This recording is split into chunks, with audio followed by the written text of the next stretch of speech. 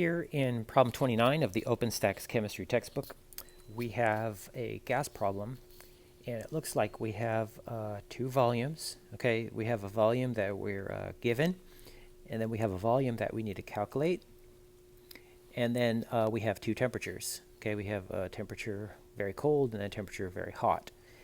So we're going to be using the Charles law, V1 over T1 is equal to V2 over T2. So the first thing, one of the first things, is to figure out what kind of formula we're using. So if you have two volumes, two temperatures, you use this formula. Okay? Now let's read this word problem and start identifying things. So the volume is 2.50 liters. We'll call that the initial. It's okay if you call it V2, but you must keep the associated temperature with that volume. Okay, so the 2.50 liters goes with the negative 196 degrees. So we're going to plug in T1 here as minus 196 degrees Celsius. Now, degrees Celsius is not what you want to use in gas law problems. You want to immediately add 273 to any degrees Celsius given. And that's going to give us the temperature in Kelvin. Okay. V2 is usually what happens afterwards, right? So it's warmed. That means past tense. So the V2, so we'll do T2 first. That's the first word, we're encountering the temperature here.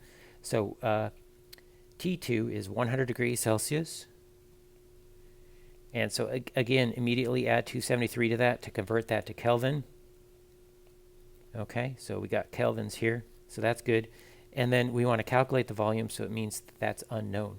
Okay, the next thing you want to do is solve for that variable here. Here's V2, which is unknown. And so we want to do a little bit of algebra here to isolate that variable by itself. Multiply both sides by T2, and we get a new formula.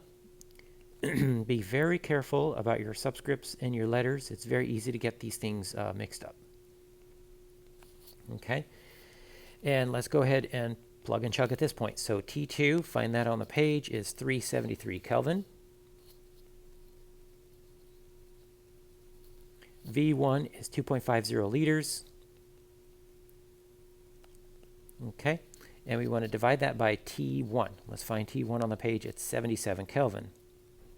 Okay, let's verify here that the units are canceling. We have kelvins canceling.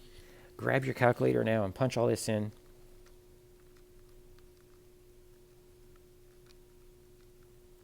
Okay, and I get a value of 12. We'll round this off to 2 sig figs here, so that's 12. All right, and the units there, we just read it from the work we set up, is liters. Okay, so that's going to be the final volume here. All right, thanks for watching, and please do consider subscribing. You can always change your mind later. Thank you, and have a great day.